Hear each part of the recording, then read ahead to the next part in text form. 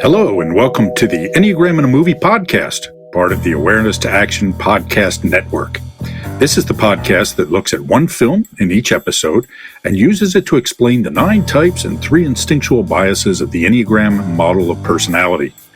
One movie, one type. My name is Mario Sakura, and I'll be joined by Maria Jose Munita and Tamer Zanatti. We are the principals of Awareness to Action International, a global consulting and training company that specializes in practical applications of the Enneagram.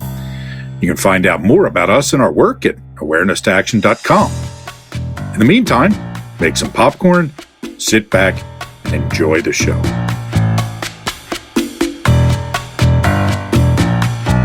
Hi, everybody. Welcome to the latest edition of the Enneagram in a Movie podcast. I'm Mario Sakura, and as always, I'm here with Maria Jose Munita. Hi, guys. And with Tamer Zanatti. Hello, everyone. We have a special guest today. TJ Dawe is joining us, and we're going to have a kind of a different approach to today's podcast. We're just going to have more of a general conversation with TJ and talk about TJ, the work that he does regarding creativity and the Enneagram. And TJ is kind of a multifaceted guy with a diverse background in the arts, and also incorporates the Enneagram into his work in some really interesting ways. He's also, one of the handful of people who's even a bigger movie nerd than I am. So it's great to have him on the podcast. TJ, welcome. Thank you so much for having me. It's a joy to be here. Great. So, TJ, I'm going to ask you to start off just telling us about yourself, if you would. Tell us about the work that you do. Sure, yeah. So I live in Vancouver, BC, a playwright, director, and performer of exclusively new work. So as a kid, one of my formative experiences happened with a movie. One of the big ways my father and I bonded was going to the movies, and he brought me to see the movie Star Wars in the theaters when I was 3 years old. And my life was changed at that moment. I wanted that. I wanted to be that. And then eventually I went to a theater school in Victoria, BC, and discovered that it wasn't quite my thing. I didn't want to be Hamlet. I didn't want to be any famous role. I didn't want to do what other people had done. I didn't quite fit in there. But then I discovered certain artists who did their own thing, and that seemed a lot more appealing to me. So I started writing my own thing. I had no training as a writer. I started applying to different theater festivals, mostly in Canada, and putting on autobiographical monologues, and then that became the foundation of my career. And then a good 10 years into that, I was introduced to the Enneagram by a very good old friend of mine who's an 8. And I wanted to have nothing to do with it. I didn't want to be put into a box, but he's an 8, so you can probably imagine how that conversation went. So he shoved you right in, right? Is he what did. You're saying. Yeah, gotcha. And I am eternally grateful to him for doing that. So I read about the profile of type 4, and it hit me between the eyes. And my aversion to being put in a box was immediately diminished by the thrill that I had and the relief of being seen. And I hadn't even realized how much I'd craved that my entire life. But there was this pattern that ran through my entire life that was identified by somebody who'd never met me and helped me understand that I'm not bound by that story. So I went on to buy that book and then many others. I soon got together with my present-day partner. We've been together for 12 years. She is into the Enneagram as well. We're both type 4. And then we started studying in person, and now we teach together.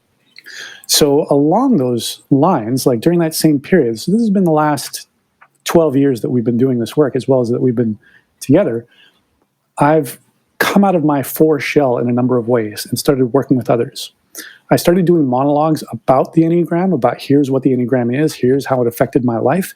And then that also led to collaborating with people in terms of working on ensemble shows. And every time I work with people on ensemble shows, the Enneagram is always a part of it, whether or not my collaborators realize it or not. So sometimes it'll be a blatant conversation and we all talk about what our types are and what our energies are and what our shadows are. And sometimes if I sense that someone might not be into it, I will use the ideas but not the language. And then I've also stepped into teaching. So I teach solo performance, how to create one-person shows out of your ideas, out of your stories. And quite often the Enneagram comes involved in that. How so? Helping somebody delve into who they are, what's most important to you, and what are the layers behind the surface. So what is the sensitivity behind the surface of an 8? What is the hidden sadness or the pain that might be behind the surface of a 7? What is the hidden and buried joy behind the surface of a 4? And how can we reach those layers to evoke a deeper and truer story, as well as an acceptance of who people are, letting them be exactly who they are, and encouraging to be the best version of that they can possibly be, and that their creative work can come from that and can incorporate that. Very interesting. So this thing about not wanting to be put into a box, right? Certainly I can understand that. And I think everybody can understand that. Nobody wants to be thought of as a stereotype. Nobody wants to be thought of as, having just unique singular qualities, right? Or specific singular qualities that don't recognize the complexity of people. I find this to be particularly a challenge for 4s. Right? And it seems that every time I do a training in the corporate world, there's always somebody in the audience who says, or in the group, who says, I can see why she's a 1 and he's a 9 and she's a 7, but I'm not like anybody else. Right? I don't really fit into one of these things. And my response is, well, we've got a category for you. So I'm curious. Describe from the inside, if you would, what it's like to be a 4. What it's like to be a 4. Well, there's a lot of looking for who I am, a lot of deep inner searching. That's a central question that I come back to again and again. So it's not a surprise to me that telling somebody else's story in terms of being cast in a play just didn't quite fit, as well as there's been thousands upon thousands of people who've played Hamlet. Do I want to be just another one? But there's only one me. So my autobiographical shows are exploring, okay, who am I? What are the defining experiences of my life? And how can I evoke that? And how can I present that to the world? So there's an endless search of who I am, what I'm about, what makes me tick, and what my story is. There's a tremendous investment in my story, and the story is usually a pretty sad one. So 4s identify with something that most of us can identify with, which is having had an imperfect childhood, of having parents who didn't necessarily see me, didn't necessarily understand me, of having that sense at school or in other groups that everybody else knows something that I don't. That there was some critical day that maybe I was sick that day or that week. Maybe that was the week that I had chickenpox.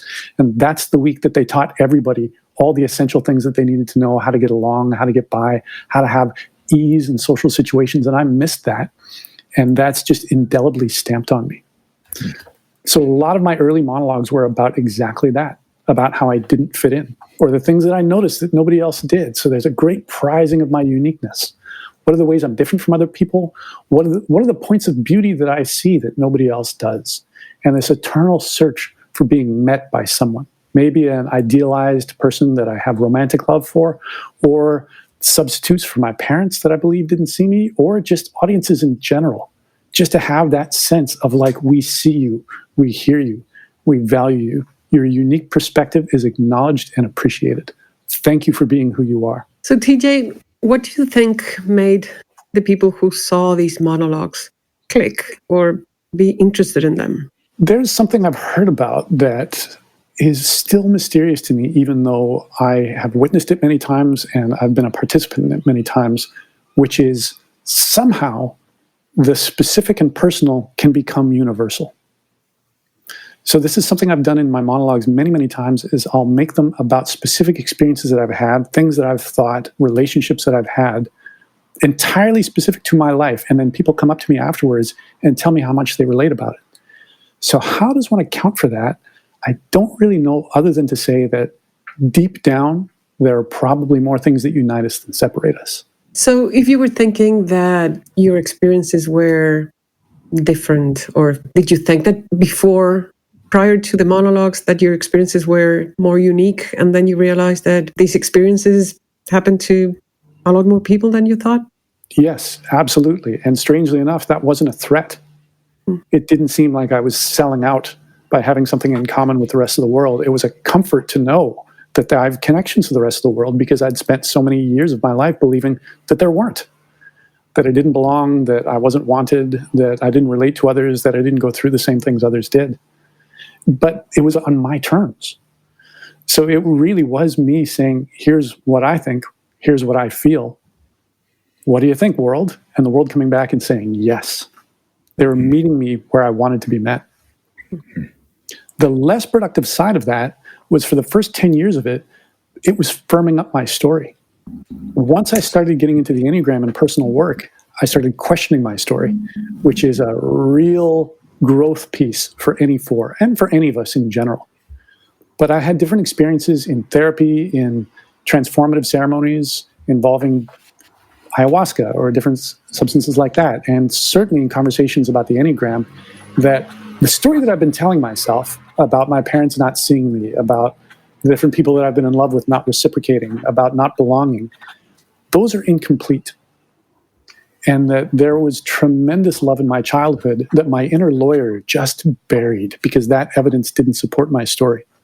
So for the past 10 years, my monologues on stage have consistently been a matter of questioning my own story and then getting mirroring about that. And doing it in public makes me accountable to everybody that I do these stories to. And then that firms that up so that my ego has a much more difficult time telling me that I don't belong, telling me that I'm not loved, when revealing that is met with love and belonging again and again and again.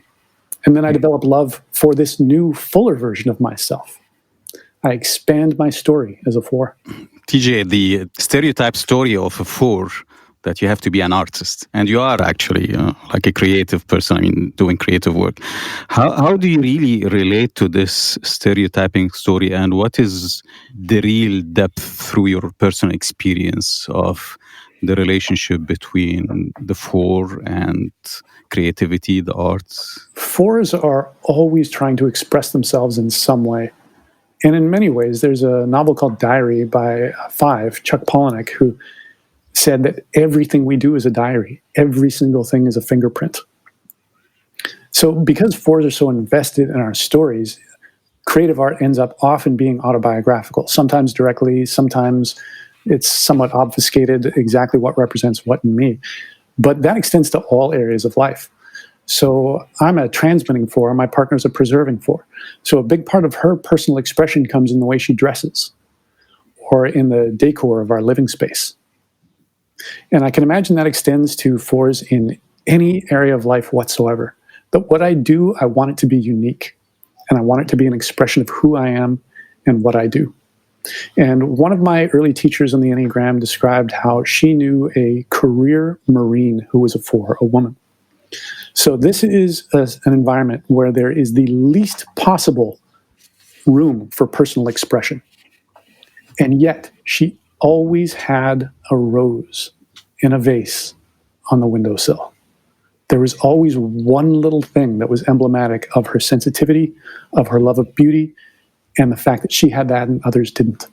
So I think no matter what environment a four is going to be in, they're going to try and establish that. So you make an interesting point there when you draw the distinction between you and Lindsay, that her expression is more around the decor, or it finds her creativity finds expression through the decor and the way she dresses, whereas yours is more around performance and the things that support performance in a way. And that's not the sum total of it. She's also a singer-songwriter. She's Gotcha. Incredibly sensitive to music. She loves creating music. She loves performing. But the sensitivity to decor is something she does on a daily basis. Right. So tell me about the transmitting instinctual bias and this need for creativity and expression. And do you see a distinction in kind of the impulses for creativity that are related to the transmitting domain and those that are related to the four strategy? Yeah, so in the transmitting domain, there's much more of an impulse to shine, to broadcast, to transmit. So this can happen in many different media. For me, it happens on stage. So a one-person show with me on stage, and it's a bare stage. There's nobody else to look at. There is me telling my story, feeling my feelings. Hello, world, check this out. And the more people I have in the audience, the better. Although if there's only 4 people, I will do it to those 4 people. And then there's a particular joy in that. I will absolutely blow those 4 people's minds, or at least that's what I'm hoping to do every time. So there's just, the scale really goes up of like how far can I get with this? How far can I take this? There's also a much greater impulse towards narrowcasting, towards, if I just want one person to be aware of me, or fusion. Like, I read a lot. I have a lot of books in my collection. I like to have them too. I don't ever get them from the library. I don't ever borrow from them. I buy them. I keep them. And there's nothing, I'm always hunting for the book that's going to suck me right in, so that there is nothing but me and this magic world that is in front of me.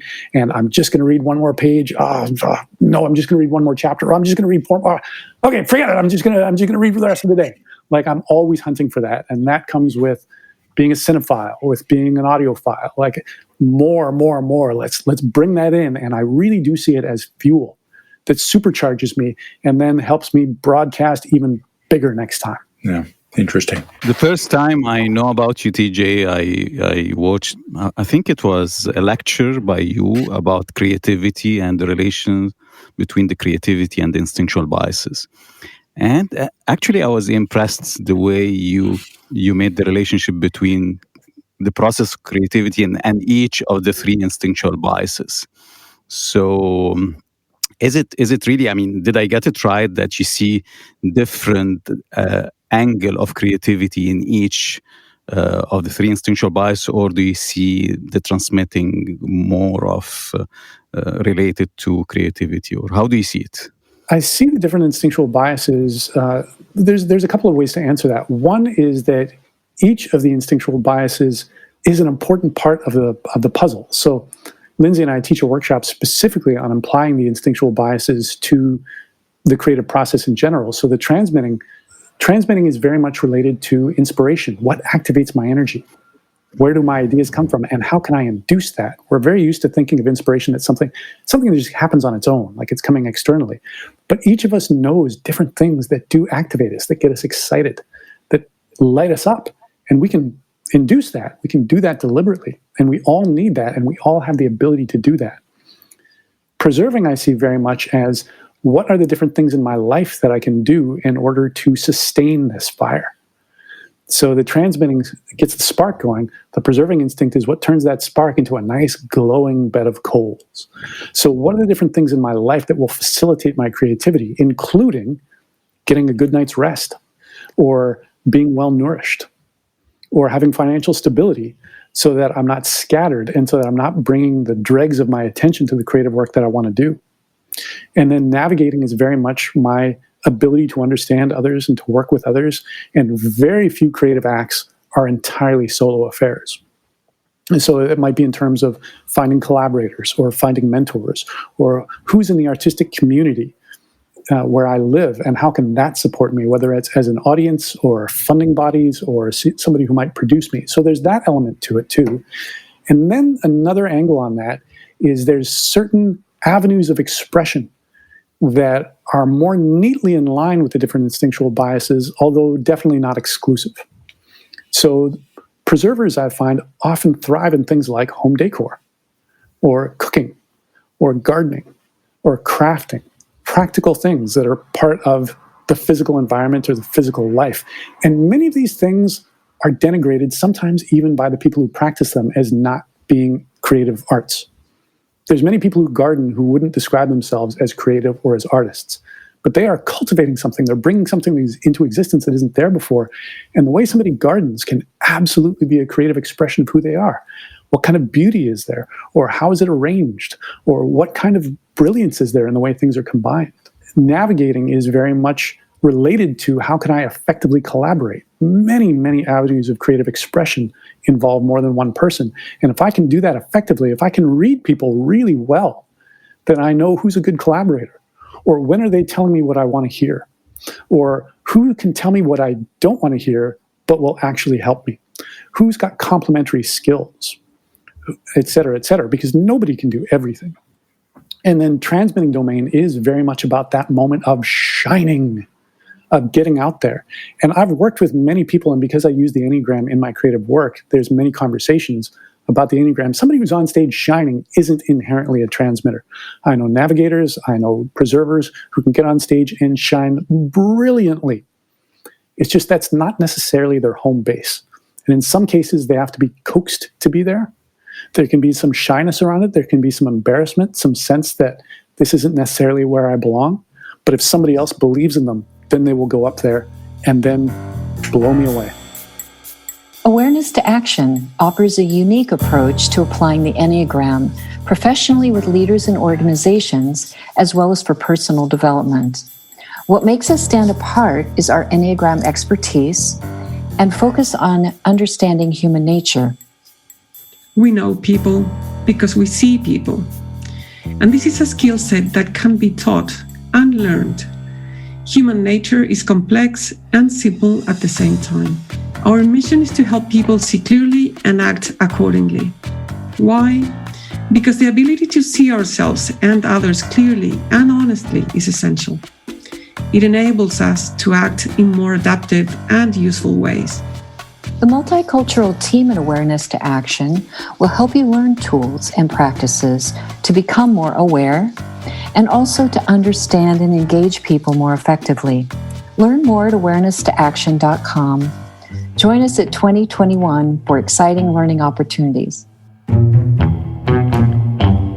You were talking before Tamar's question about reading the books and watching movies and all of that. Made me think that, believe it or not, there's so many times when sevens are confused with fours. And in theory, we would think that they're just almost the opposite. But when you see them in action, many times they're doing similar things. And kind of this gluttony or this desire to kind of this fusion with these things that you mentioned, how would you describe it as, what are the differences with a seven? The differences between a 7 and a 4 as transmitters, or their desire to just like open wide and give me all the good stuff, might be in terms of the tone of the stuff that they gravitate towards. And again, a lot of this depends on the level of emotional health of the particular 7 and the particular 4 that we're talking about. So a 4 or a 7 who's really ensconced in the machinations of their type will probably gravitate towards stuff that speaks more to the energy and the story of that type. So a 7 stereotypically might be more inclined towards comedy, and a 4 more towards drama. A stereotypical 7 might have not that much patience for stuff that's for melancholy music, for instance. Whereas a stereotypical 4 might consider upbeat music to be trite. So both of these things might be at each other's throats. But the more work somebody does on themselves, the more they open themselves up to stuff that's outside their immediate domain. And as a 4, that's been part of my work, is warming up to electronic music and synth pop and dance music and realizing I love that stuff. And it actually reminds me of when I was a kid and I listened to top 40 music without self-consciousness. And there's a part of me that's still that, and I love that. And similarly, it is a beautiful moment, and this has happened in collaboration with 7s or in close friendships, when a 7 will let you past the exterior and say that, yes, I have a lot of sadness too. And here's the time that my heart was broken. Or here's just a movie that makes me cry every time with compassion, or in compassion for myself. So this is something I'm curious about on this topic. There are times when I read something. An example that comes to mind, I recently read or tried to read Patti Smith's latest book, right? So I love Patti Smith as a musician, right? And just adore her. And I thought to myself, okay, I'm going to read this book because I'm curious to hear what it is. And as I'm reading it, it struck me as so fourish that I was taken out of the story, right? Because it almost felt too stereotypically fourish, okay? Which surprised me because, Patti Smith's an artist who's been around a long time. Now, she hasn't been writing books for that long, but again, I think, has matured. So what I'm curious, where I'm going with this, I'm curious how your work has started to change as you have learned to let go of that fourness, right? I mean, I think with any development, we have to start to understand ourselves, and that requires kind of diving in to these kind of stereotypical pieces of ourselves, right? Every 8 has to go through their Hemingway phase or something like that, right? And some never get out of it, but so 4s go through this sort of catcher in the rye stage, almost. So how has your work progressed as you've moved through that? I've stopped defending my story.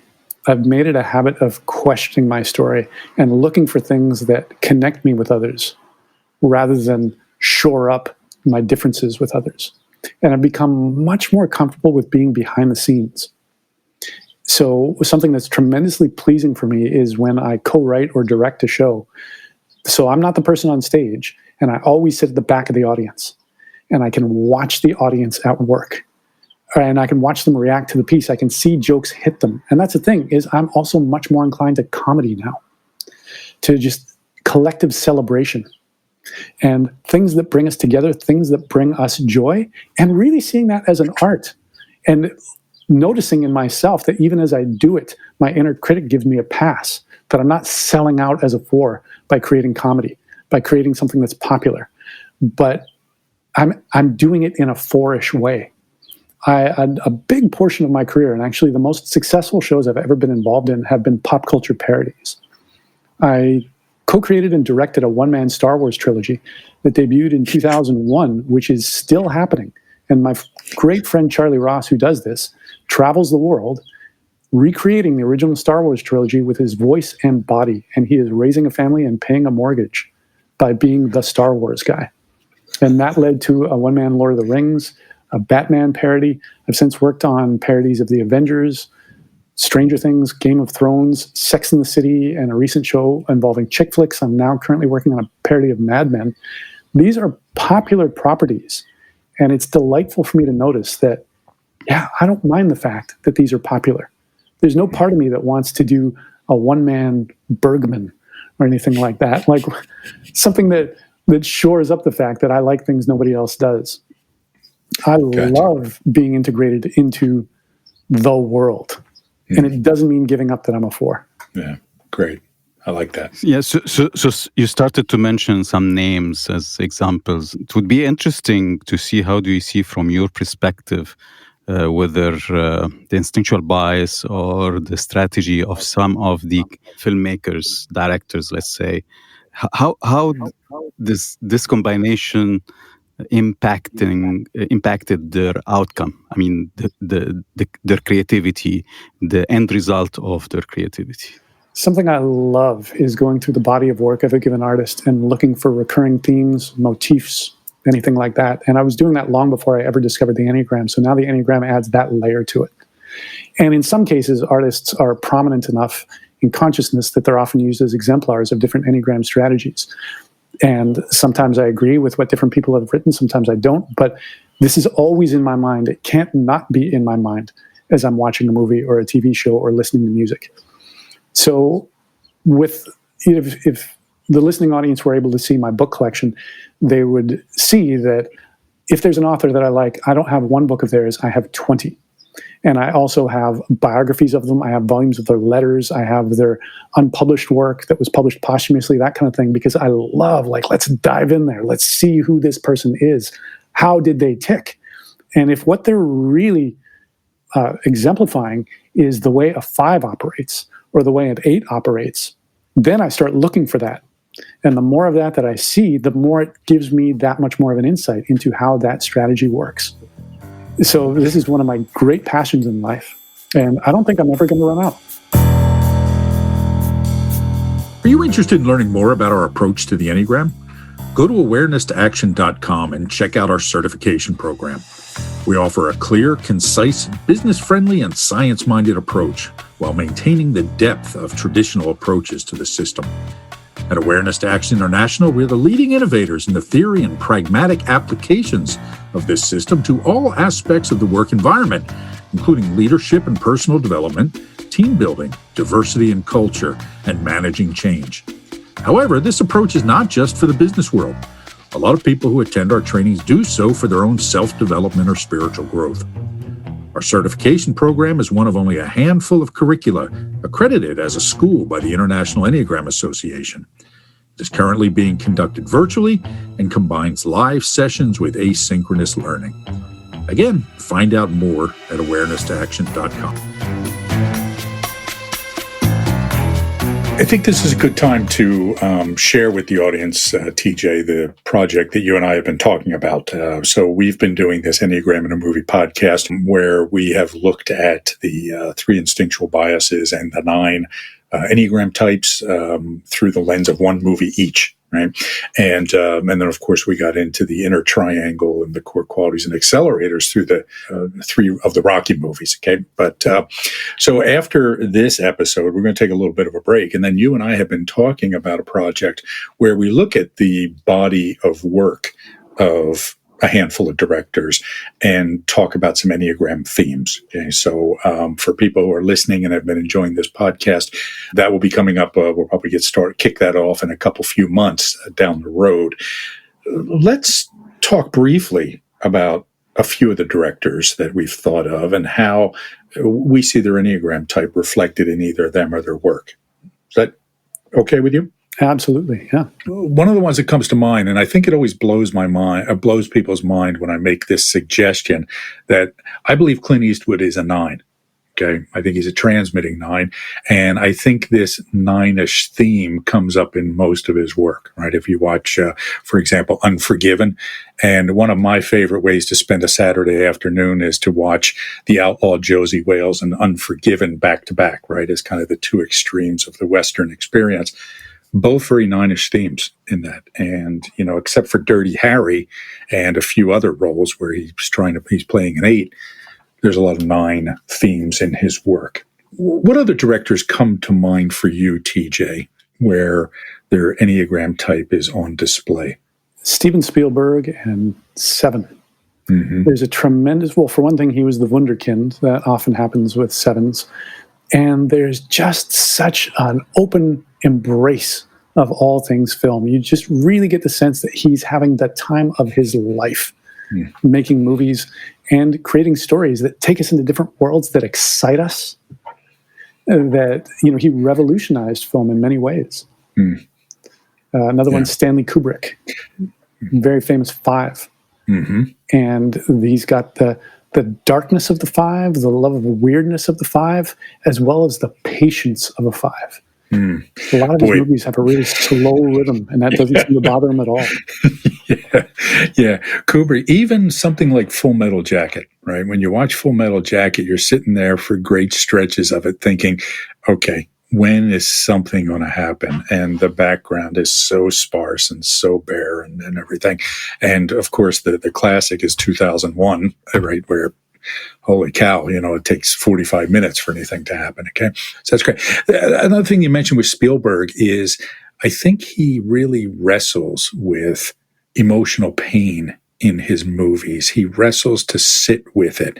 If you think about the ending of Saving Private Ryan, for example, where he tacks on this kind of happy sort of ending, so it's almost like he gets into this suffering, but can't quite commit to it, which I think happens very often in his movies. Yeah, so interesting idea. Anybody else come to mind as a director who captures a theme? Terrence Malick possibly is a 4, making movies that are just have this huge sweeping beauty to them entirely on his own terms. I got turned on to him from the movie Days of Heaven. And the storytelling in Days of Heaven is incredibly sparse. And I actually know of it from a documentary about cinematography called Visions of Light, The Art of Cinematography. And the cinematographer talked about how they filmed most of that movie in the magic hour, which is a euphemism for about 20 minutes after the sun is set, but there's still light in the sky. So it would take them all day to set up a shot, and they would have about 20 minutes of useful filming time. So it took a really long time to make the movie. The movie wasn't a particular hit. But when you watch it, it just breaks your heart with how gorgeous it is. Yeah. And it is a sad story. It is. And I think probably the only linear movie he ever made was Badlands, right? Everything else has been indirect, we'll say, right? Maria Jose, you're a big fan of Terrence Malick's Tree of Life, right? Tried to watch it, but haven't been able to. To me, it's in the category of unwatchable. But maybe I need to be more mature to enjoy it. So I'll give it another try. Tree of Life is a rather nonlinear movie, and whenever anybody asks me what it's about, I just say I don't know, but it's cool to watch, right? Just for anybody listening, again, I think that if you're interested in directors and you're interested in Enneagram types, you might want to tune in for when we do that. We'll call it the season 2 of the Enneagram in a Movie podcast and the directors season. Let's see. Another one I think we're going to have to talk about is David Fincher and the 5. But who has been quite open about the fact that he uses the Enneagram to direct his actors. Yes. There was an article in the paper some years ago where he had the actors in Girl with the Dragon Tattoo read Riso and Hudson's books in preparation. Right. And I guess I should correct myself saying he hasn't been open about it. He didn't say a thing. It's his actors that talked about it, which sounds even more like a fire. Exactly right. All right. So, TJ, we asked you to identify some movies that you thought, movies or TV shows that you thought captured some Enneagram types or Enneagram-related themes. So, I pulled out some of the ones that I have seen and feel conversant to talk about. So, I'm going to go through the list and ask you to kind of describe it, right? So, let's start with one that pretty much everybody here, I think, has seen, Star Wars. And you made an interesting point about it, more about George Lucas than the movies itself. Tell us about that. Yeah, George Lucas sent an assistant of his to do the training, the Riso Hudson Enneagram training, who brought it back to him, and he read it and then self-identified as a 9. Oh, interesting. So I've kind of woven that into all of my thoughts because I don't think Luke Skywalker is a 9. No. Probably more of a 6, possibly a 3. But either way, I think he's a cipher for George Lucas himself and for a part of himself that he'd repressed. So there's certain commonalities in their stories in that Luke Skywalker is a pilot. He's got a land speeder that floats a couple of feet above the ground on his home planet. And he lives on a desert planet, which he describes as being the farthest away from the glowing center of the universe. George Lucas grew up in Modesto, California, which isn't that far from San Francisco. But supposedly he was really ashamed of it. And when he was a film student at USC, and if anybody asked him where he was from, he would just say, near San Francisco. And he was a hot rodder. That was his big thrill, was building and drag racing his own cars as a teenager. And then he got in a big accident and almost lost his life, and then came out of that thinking, I only have one life. I think I'm going to commit to what I really want to do, and went to USC Film School. And there became a favorite of Francis Ford Coppola's, who wasn't a student at the time. He'd made some feature films, but Coppola just saw him, loved him, and championed him and helped him get his film career going. And his first film was his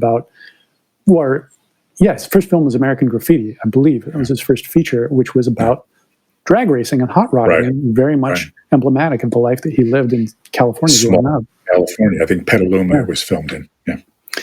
And then he was part of the generation that revolutionized Hollywood. So in the late 60s, Hollywood was growing stale. The studio system was starting to crumble. And then this surprise hit, Easy Rider, came out, which was about bikers. And it's abstract. It's got some experimental film techniques in it. Dennis Hopper, a 4, for sure. Oh, interesting. Oh, yeah. Dennis. Right. Oh, yeah, absolutely. Yeah. So that became a big hit. And the studios just said, okay, how did that happen? And I guess we need to get some more youth in here. And then this infiltration of rebels came in and revolutionized Hollywood, one of whom was Francis Ford Coppola. So eventually when Lucas made Star Wars, there's a lot of different stories about where Star Wars came from. It's in many ways inspired by the Vietnam War, the idea of a low technology group of rebels beating a high technology dominant imperial force. But there's a lot of Kurosawa in there too. Yes. Tremendous amount of, you could say ripoff, you could say inspiration from different samurai movies, some of it directly lifted, but something I see in there is that it's also the story of him and his generation of rebels that came in and took over this big stale system. And he has acknowledged that Han Solo is directly modeled on Francis Ford Coppola. And interesting. There's a quote that he said about Han Solo where he's basically describing Francis Ford Coppola. He said, he's one of the best. He's outwitted the Empire on numerous occasions and has made some very fast deals. One of his problems is that he gambles quite heavily, and that's where he loses most of his money. He's tough and sharp, but never manages to scrape together enough to get any power. He's slightly self-destructive, and he sort of enjoys being on the brink of disaster. You might meet him and he may be worth $10 billion, and the next time you meet him, he's up to his ears in debt. So that's both Han Solo and Francis Ford Coppola. It is Coppola. Yeah.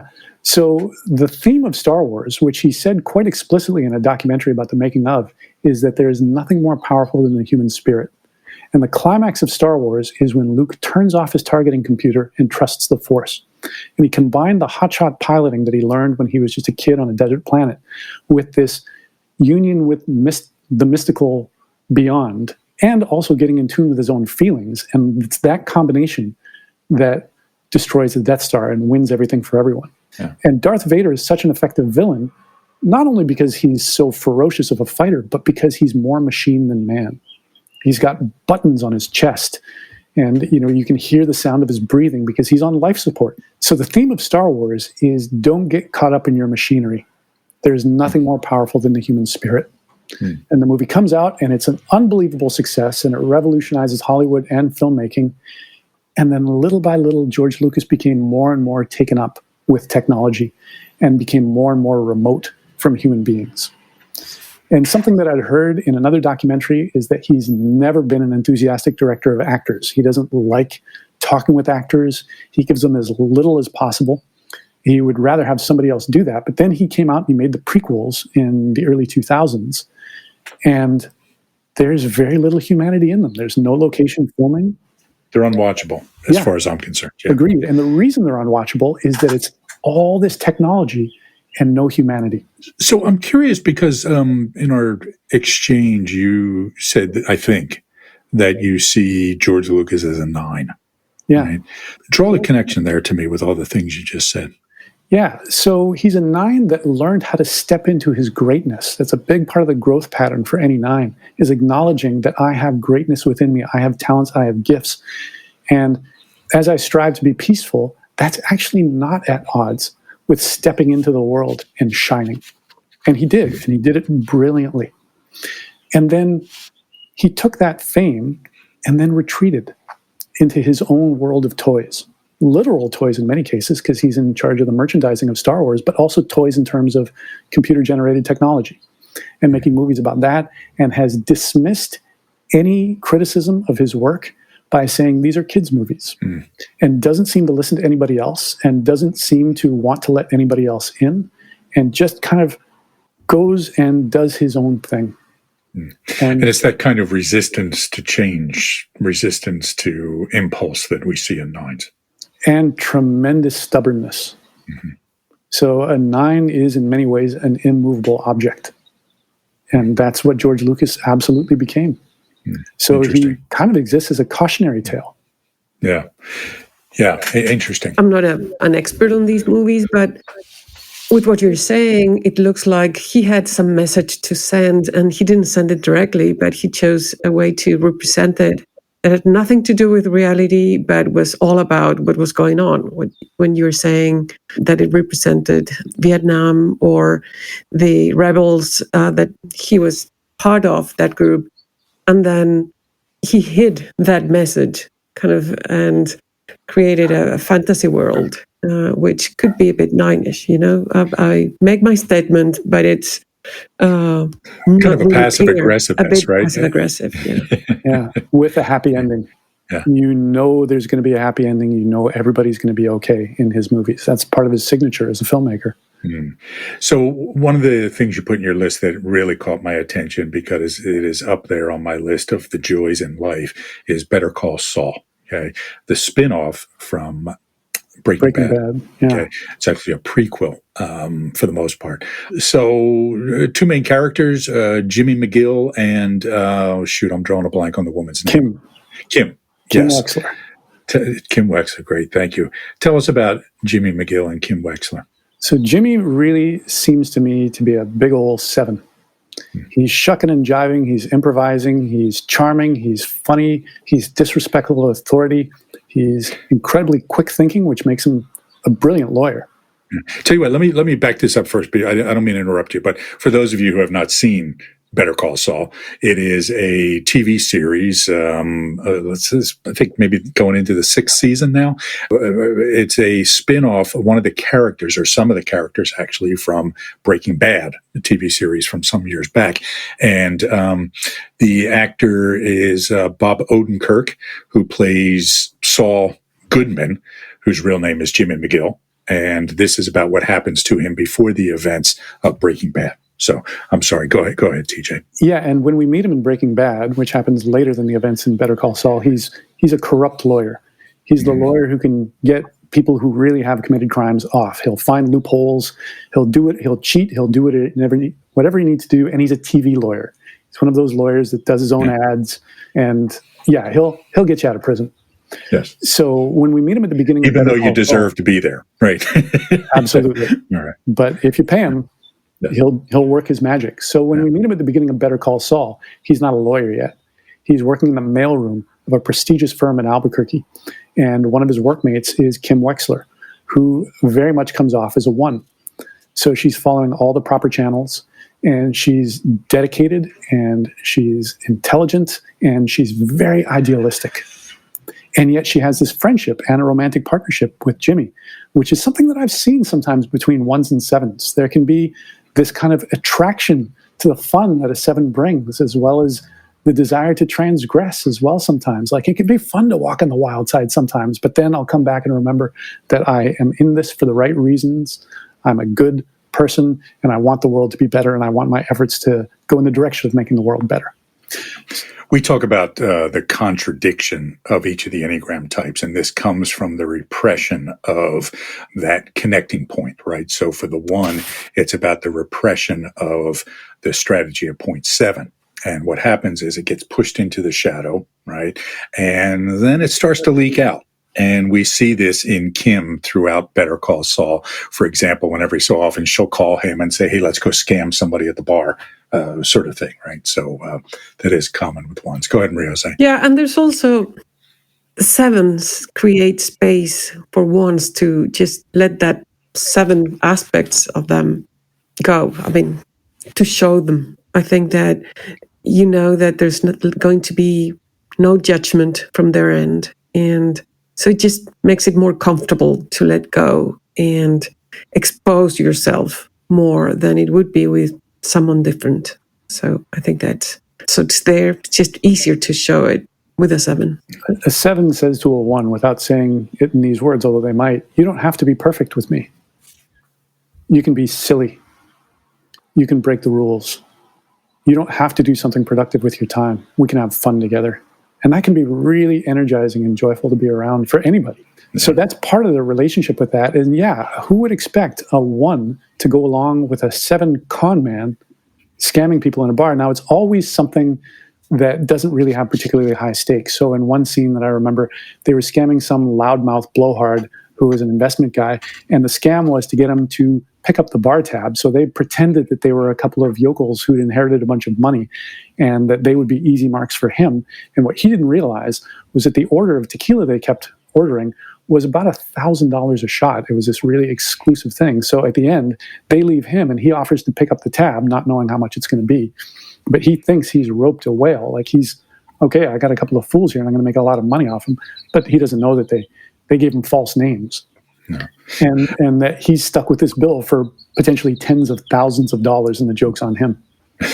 So draw the connection to point 4. You had something in your notes, TJ, about point 4 with this. Go ahead. So there was this moment when part of what Kim does as a lawyer at one point in one of the seasons is she becomes involved in a bank, and she's going to be the one that helps them expand. So she's doing a lot of the just legal finagling of, like, what are the laws in different states if we want to expand to different states, and let's make that happen. And she's very good at it. And she's working extremely hard. She's just left a law firm that paid for her law school. She started her own just firm on her own. She's struggling to get clients, but this is working. This is a good client, and she wants to show up for them. And she works herself so hard that she ends up falling asleep at the wheel on a long drive to a different location where they're going to put a new branch of this bank. And she gets in an accident. Now, she's not hurt tremendously and nobody else is involved. She just drives off the side of the road, but she wakes up when she smacks into the airbag, and she's hospitalized. Or Rather, she's bedridden at home. So she's got a cast and she sits at home. And there's this one scene where she's sitting at home and there's a big pile of videotapes. And she's watching her favorite movies again and again. And what's her favorite movie? To Kill a Mockingbird. And who's her favorite character? Atticus Finch. Of course. Famous one character, yeah. Played by Gregory Peck, also a one. And she talks about how that's what made her want to be a lawyer in the first place, is to make a difference. And now what am I doing with myself? I'm helping a bank expand. Yes. She starts feeling sorry for herself just like a 4, and she starts dipping cheese in cheese. She's got slices of cheese and she's dipping it into a pot of cream cheese and snacking on that. So she's feeling sorry for herself and doubling down on her story of, look at what a failure my life turned out as.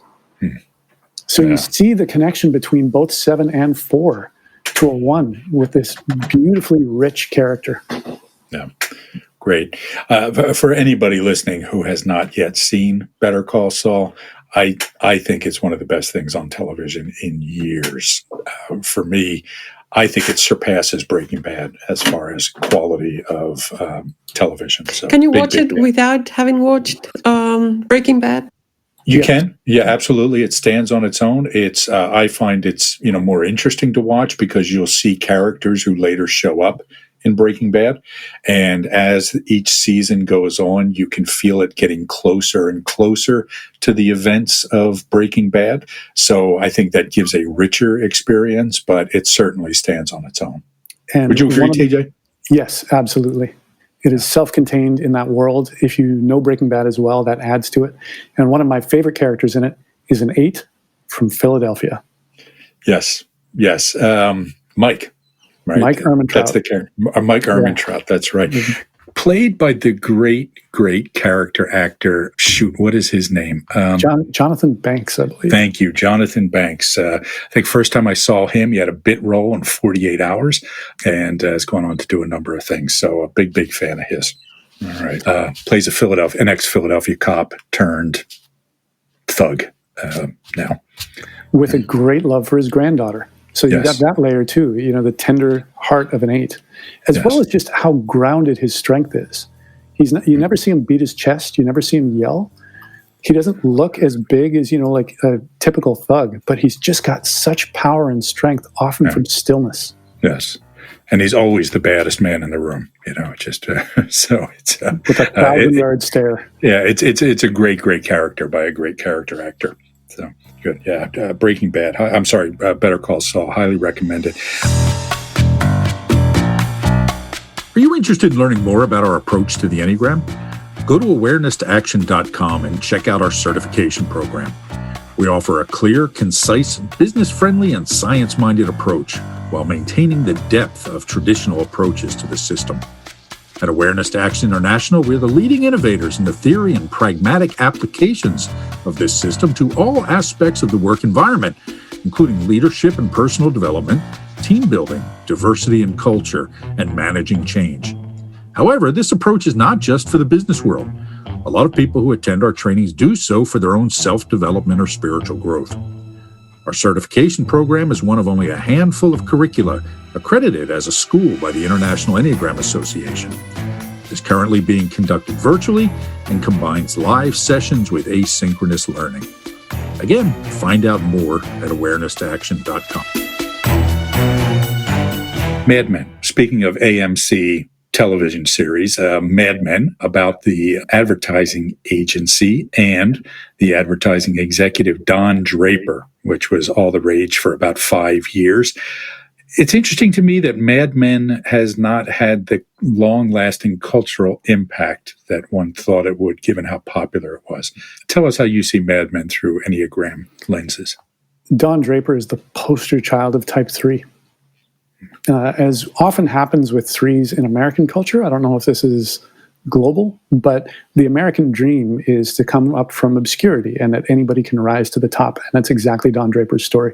He grew up poor and he was raised in a brothel and he had a horrible childhood and then at one point reinvented himself. He actually stole somebody's identity. Remember, it was during, I think, the Korean War, maybe? He took somebody else's identity. A fast track. Yeah, exactly. To reinvention. Yeah. And then pulled himself up by his own bootstraps and got an entry in the world of advertising, having no experience in it, and then rose to the top of the game and became one of the most sought after creative directors in the industry. And all the while, as we're watching him over the course of 7 seasons, and the 7th season is in 2 parts, so it's kind of 8 seasons, we see just how dysfunctional his life is, because his wife really doesn't know anything about him. He doesn't open up to her. He doesn't have a best friend that he opens up to. He is simply on his own track, doing his own thing, and he always looks perfect, and he can always deliver. And over the course of it, he drinks more and more, and he philanders more and more, and his life collapses around him, but he can always bring it until eventually, he's given what he wants, which is his firm is bought by the biggest, most prestigious firm in the industry, and they give him the biggest, most prestigious client in the world, which is Coca-Cola. And it's funny because the way the series ends, not to ruin it, but if you haven't seen it by now, I'm not going to worry about giving away spoilers. He goes off to find himself at Esalen Institute, which we were talking about before the call. And while he's there seeking his inner Don Draper, he comes up with the idea of the commercial about teaching the world to sing for Coca-Cola. Right. So again, it shows that, that search for the self still sort of leads to commerce in a way sometimes, right? He does have a big epiphany. He deals with some of his buried sadness. There's a scene in a workshop where somebody else shares. You don't hear Don speaking from his heart. Somebody else shares, and it moves him so much. He steps up and embraces the man, and then later meditating comes up with that idea. So the idea is, and it's very emblematic of American culture as well, is like there is nothing that we can't co-opt. There is no revelation so pure and holy that we can't use it to sell Coca-Cola. Speaking of that transformation, another character I want to talk about, actually more an actor, you put into your notes about Arnold Schwarzenegger, who for me epitomizes the transmitting 3. Okay, so Arnold, everybody knows who Arnold Schwarzenegger is, but he started, again, poor, growing up in a house with no home and, no heat, and I don't even know if they had running water or something. He always, everybody thinks that he always wanted to be a bodybuilder to start with, but he actually wanted to be an actor when he was young.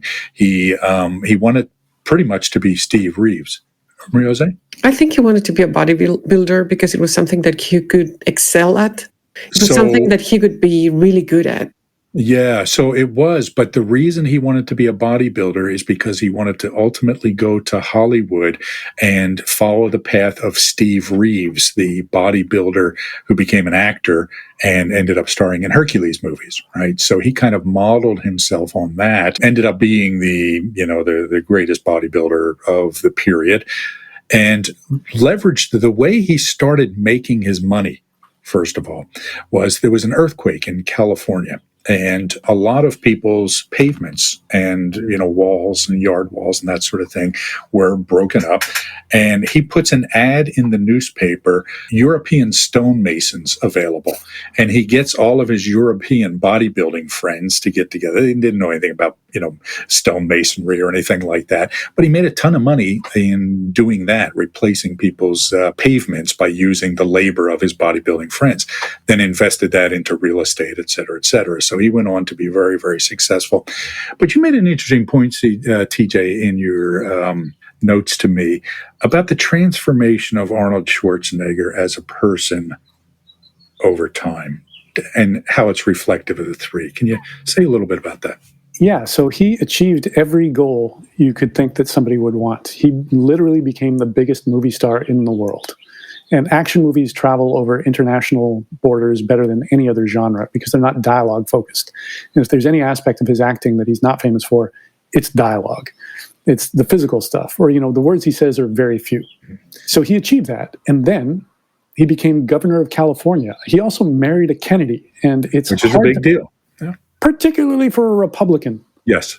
He squared the impossible circle. It really is incredible. And I read a biography of him that came out before the scandal of him having had an affair and children with his housekeeper, where it was spoken about by some of his friends, saying there is I don't know if it's in the Constitution or otherwise, but one of the requirements to become president of the United States is you need to have been born in the United States. And one of his friends said, if you think that's going to stop him from becoming president, then you don't know Arnold. So he had the ambition to go right to the top, and it looked like absolutely nothing could stop him until that scandal did. So he'd been having an affair with his housekeeper. He'd had children with her. His wife left him, and it seemingly his career was in ruins. And then by this point, I believe he's in his 60s. And the action movie genre that he epitomized in the 80s had really fallen out of fashion. There are still action movies, but I don't know that there are any popular actors that only do action movies. The actors that you see in action movies now are people like Robert Downey Jr. or Christian Bale or Matt Damon, Oscar nominees, basically. People who do all kinds of movies. Well, what happened was back in the 80s, they would get people who were known for their physical prowess, martial artists like Chuck Norris and Jean-Claude Van Damme, that sort of thing, and put them into movies. But they realized these people are terrible actors, right? So they're good action characters. And they eventually realized that it was easier to teach an actor to do the physical things than it was to take a karate guy and teach him how to act. And then on top of that, I think culturally, we just started to turn a corner around a convention in Arnold Schwarzenegger movies and many action movies, which is the hero murders people and then cracks a joke. Well, it's pretty psychopathic if you think about it, but that was the kind of thing that would elicit an applause break from an audience in the movie theater. And the joke was always specific to how he had killed that person. So in Predator, at one point, he stabs a guy with a machete, driving him right into a wall, and then says to him, "Stick around." Like, he built his career on that. And then if you watch action movies now, the heroes still often do kill opponents, but those opponents are now robots, or they're aliens, or they're orcs, or they're clones, or something, because just culturally we've started to turn the corner on, like, maybe it's not okay to kill people, much less kill them in large numbers, especially the victims of these murders were often brown people. So it's a white guy killing a lot of brown people and audiences of white people going, yeah, that's what we want. So that had gone out of fashion, as well as the fact that he'd passed his prime physically. So if that's your top draw as an actor, the fact that you've got this muscular body, well, what happens when you're 60? What happens when you're 70? And then these movies have fallen out of fashion. He came back and he did a cameo in The Expendables, and he did a movie with Sylvester Stallone and did another action movie, and it was just one bomb after another. So now what do you do with the rest of your life, especially now that your political ambitions are basically kaput after a scandal like that? So what has he done?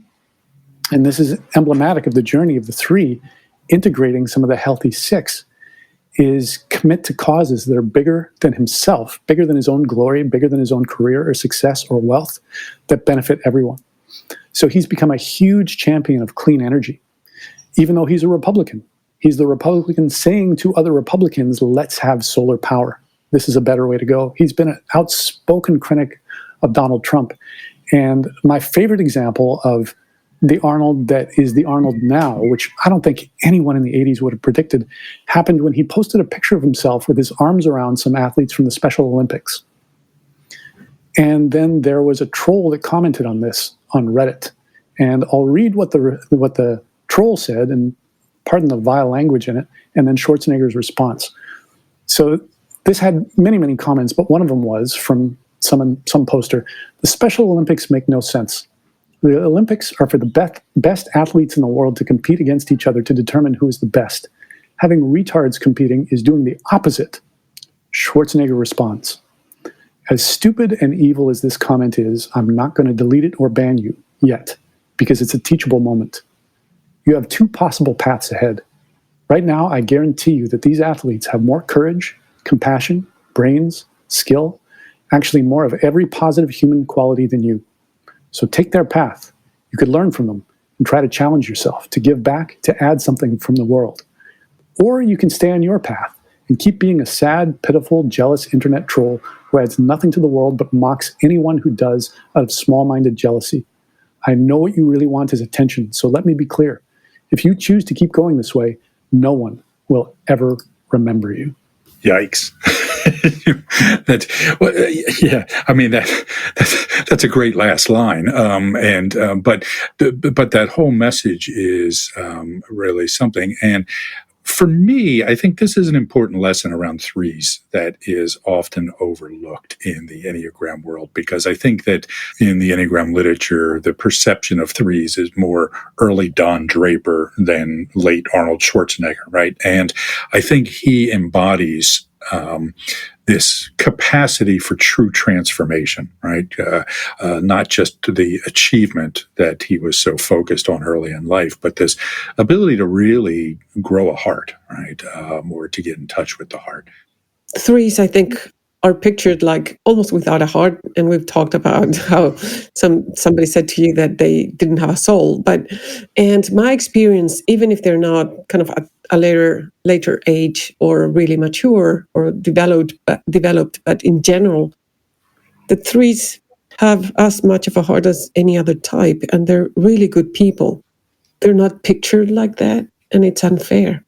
And in that comment, there's a part of it, like what he says at the end is, I know what you really want is attention. So let me be clear, if you choose to keep going this way, no one will ever remember you.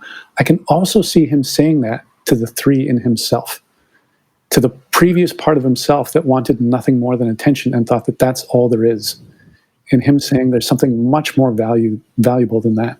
Because certainly if you go back and watch Pumping Iron, for example, is it Pumping Iron was the documentary about, and the way he treated Lou Ferrigno in that, I mean, there was not a whole lot of heart there, right? So it really is a remarkable transition or transformation. Yeah, I mean, I see the transformation here coming from the core quality of the intrinsic value, which is, I mean, now I don't need to chase success and achievement after the others. I mean, I just can commit to a purpose in life. I mean, what you're talking about, the clean energy and really supporting Special Olympic is really committing to a kind of a purpose and be there, stay there, and not run around chasing achievements. And generativity. This development of others. And again, the clean energy thing is coming from a guy who was the biggest proponent of Hummers back in the 90s, right? The giant cars, right? So great. So a couple more points before we wrap up here. Okay. So, and we're going to end this on a 4 note in honor of our guest, TJ here. So 2 things come to mind. TJ, I want you to tell us about the underlying 4-ish theme in the X-Men. Okay, and then I'll share another one. Go ahead. Tell us about the X-Men. Okay, so growing up, I loved Marvel Comics, and my one mother was very distressed at the fact that I liked comics that included violence, so I was restricted on how many issues I could buy. So I put all my chips on the Uncanny X-Men. That was the story I wanted to read, and it was only as an adult, when learning about the Enneagram, that I could see a big part of why that appealed to the little 4 that I was. So the premise of the X-Men is that they're a superhero team, and each of them is born a mutant. They're not superheroes because they're aliens. They weren't bit by radioactive spiders. They were born differently, and you could think of them as born wrong. And they are brought to this school by a benevolent headmaster, Professor X, Charles Xavier, who says to them, "You are wanted here. And the thing that makes you strange and different is good. And there's a home for you here, and you can be the thing that you are, and you can learn to work together, and you can learn to do so for the benefit of the world which hates you." The X-Men was conceived as a very direct analogy for racism. Professor X was based on Martin Luther King, and his rival Magneto was based on Malcolm X. Oh, interesting. So what Malcolm X advocated for was separation. And Magneto in the X-Men comics wants mutants to have their own country where they can live separate from human beings. You don't want us, we don't want you. Whereas Professor X comes from a very different direction and says integration is good, and we should live together, we should coexist, and even if they hate us, we won't dignify their hatred by hating them back. We will defend them from supervillains and from aliens. We will do what we can to make the world better, using what makes us different, not tamping it down, embracing it. And I don't know that any one of the specific X-Men is a 4, which is the strange inconsistency with this. But most of them have something that makes them fundamentally different, or various analogies for 4-ness. So Cyclops shoots beams of energy out of his eyes, whether he wants to or not. So he always has to wear a visor. You can never look him in the eyes. Or Rogue's power is if she touches somebody's skin, she will absorb their consciousness. And if they're a superhero, she'll absorb their powers. So she can never get close to anyone. She can never have physical intimacy with anyone without killing them. And Nightcrawler has blue skin and a forked tail and fangs and 2 fingers and 2 toes. So he looks monstrous, even though he's probably a 7. He has a lot of joy and energy. And Beast has blue fur all over his entire body. So each of them has, to one degree or another, some essential difference with the rest of the world. And yet in their world, they accept each other.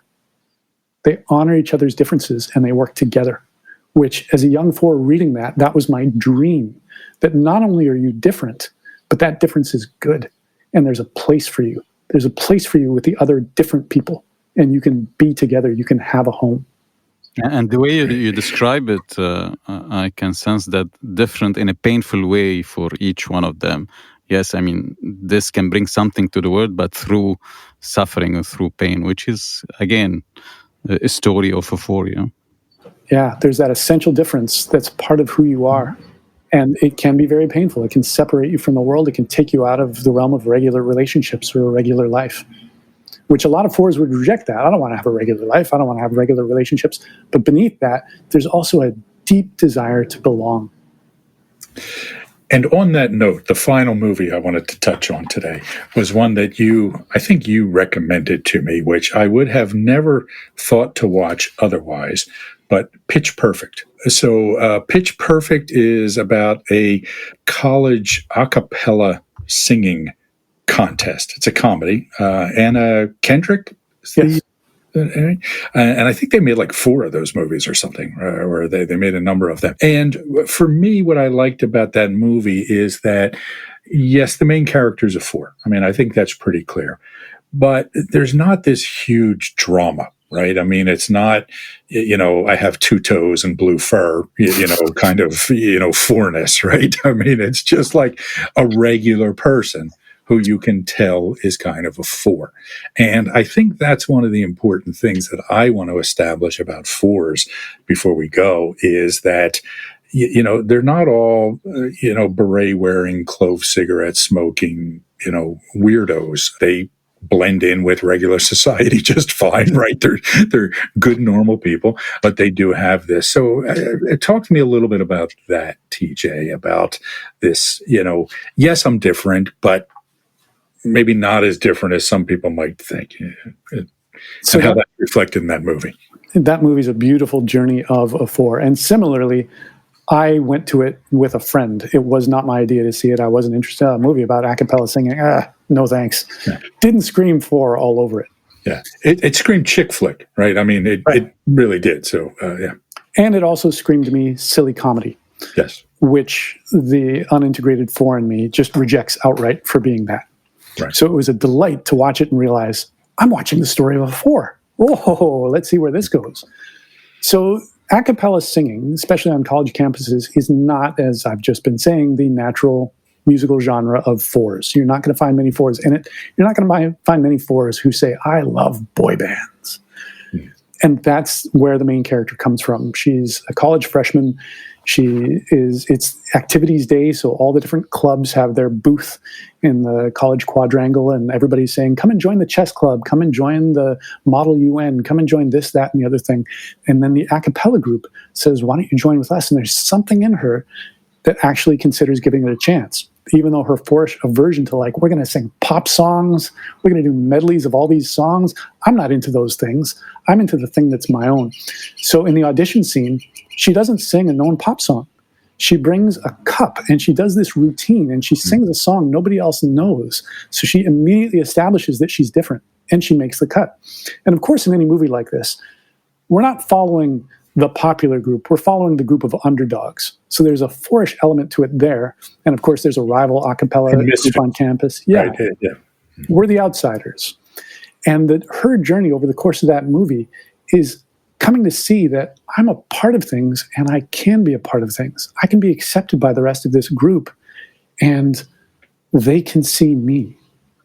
And I can learn these pop songs without surrendering my individuality, and they can learn some of the songs I know, so that in the big climax of the first movie, the big performance that they do incorporates the music that they already did and all these different songs that she brought to them. So it's this great marriage of your individuality can thrive in this situation with a group that sees you and understands you, which again is what every 4 is craving. Great.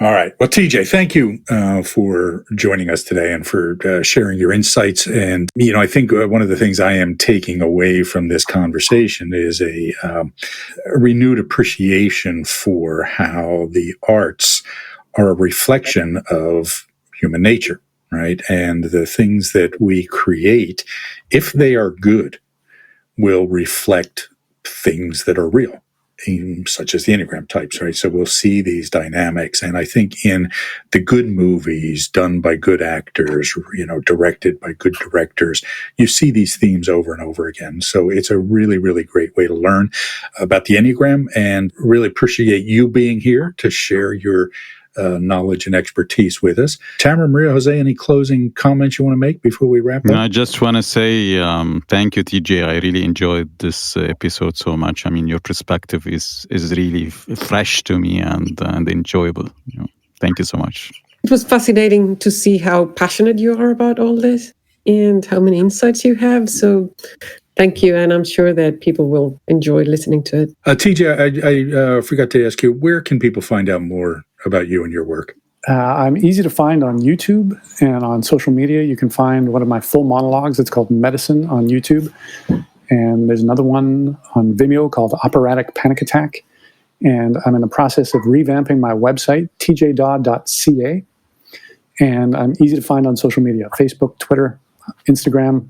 I'm out there. It's one of the benefits of having an unusual name. Not too many other people have it. Yes. Dawe is D-A-W-E, in case anybody was wondering. With no S at the end. People often put an S at the end, and I've never understood why. Yeah. Okay. And thank you so much for having me. This has been an absolute blast, and I love talking about the Enneagram, and I love talking about the arts. So if any of you had the tolerance for it, I easily could have gone on for another 12 hours. All right. Well, we're going to have that opportunity. Again, I'm looking forward, TJ. We will do our Enneagram and a director series. We're going to have to convince Maria Jose and Tamara to join us on that. They're balking at the idea of watching 50 movies, but maybe we'll be able to convince them. So, all right, guys, everybody, thank you again. This has been the Enneagram in a Movie. We're going to take a little break from producing these, but we'll be back in a couple of months. So long, everybody. Cheers. Bye. Bye.